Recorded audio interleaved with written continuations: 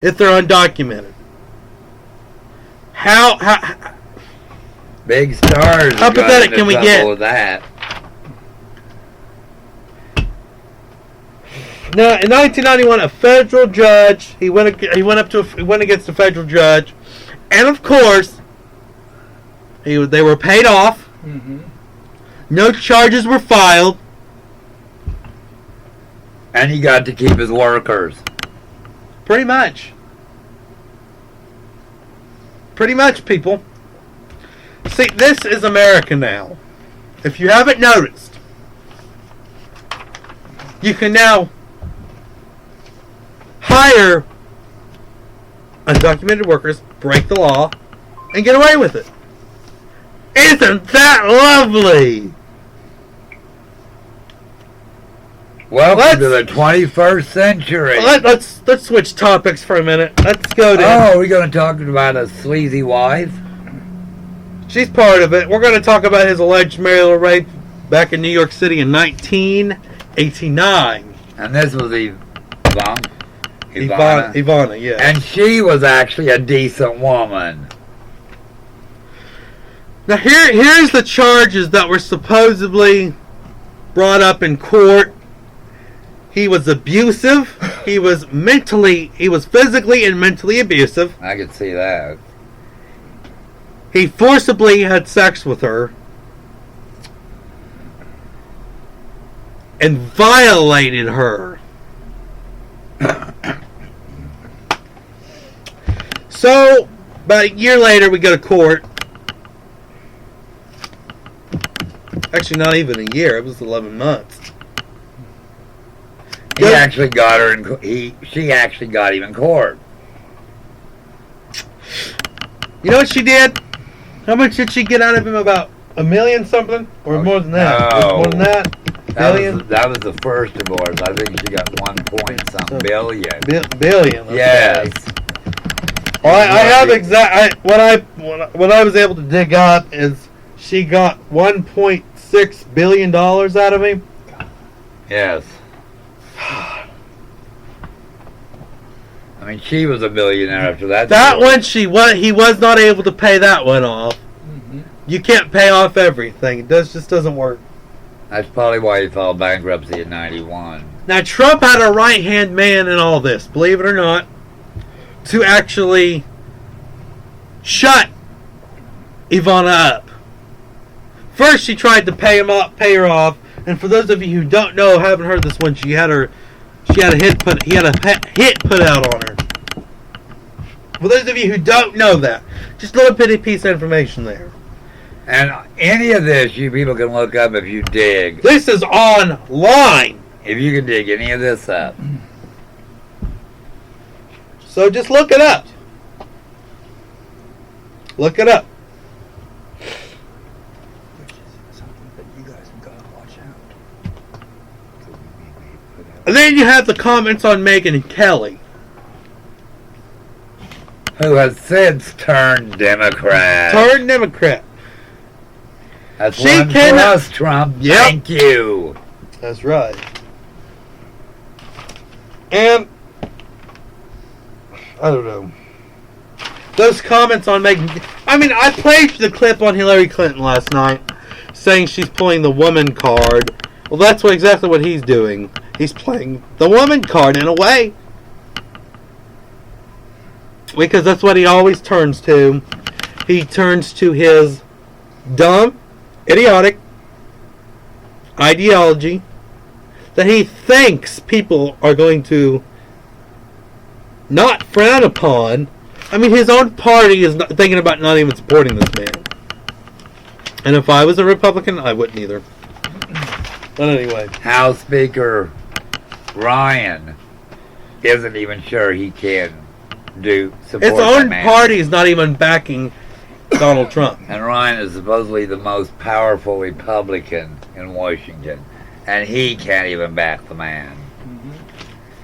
So I don't know where he's getting his figures that all these people are in droves are running over to him. Right. He's got to tell those uneducated ones that are standing behind him, because remember, they're the ones without diplomas. Mm-hmm. Mm-hmm. He's got to tell those uneducated ones that are standing behind him, because remember, they're the ones without diplomas. Mm-hmm. He's got to tell those uneducated ones that are standing behind him, because remember, they're the ones without diplomas. Oh, before I forget, I want to get our listeners our new number. We have a new phone number for the show. It's 754-200-3171. We'll talk about a little bit more after the show about that. And our phone lines will be open again later. Yes. I would like to, if there's a listener listening, she called in last night and we had phone line problems again. I would like to apologize to her. And tonight, if you want to recall in, the phone lines after the show will be open for about 2 hours, and we will re-give the number out. Yes. But if you would like to call back in, I would like to hear what you had to say. Yes.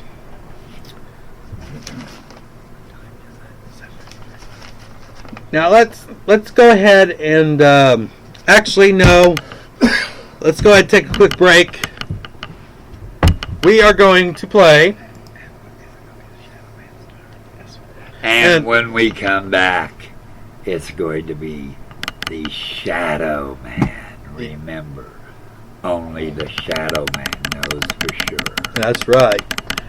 Now, while we're on this break, we're going to play a song by Duran Duran, and it's Hungry Like a Wolf. And that seems to be Trump. Yes, he thinks he's a wolf. But he's really in a sheep in wolf's clothing. Yes. All right, let's go ahead and play this song. We'll take a quick break and get you to the Shadow Man. Here it is, Duran Duran.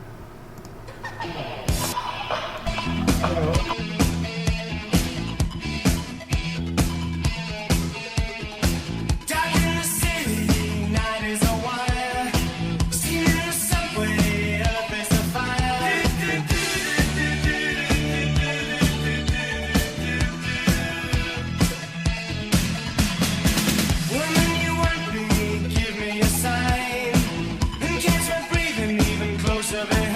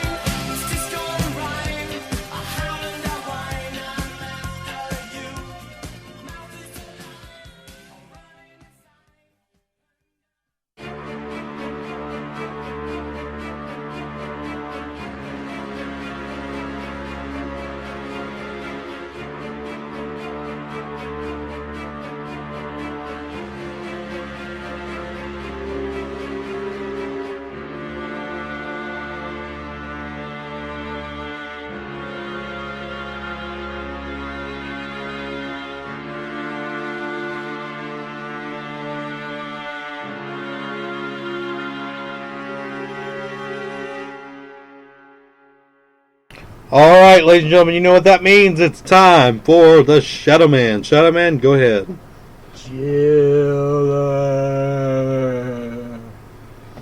Yes, if you're as old as I am, back in the 50s and 60s, on a Friday night, that's a show called Chiller, where they would bring out a horror movie each Friday night, and you would sit there and watch it.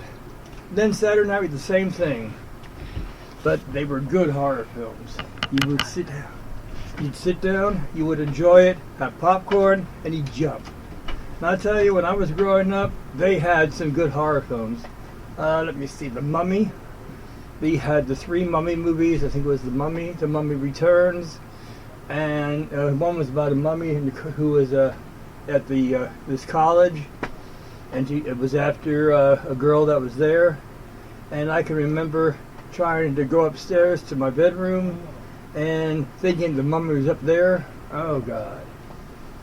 Let's see.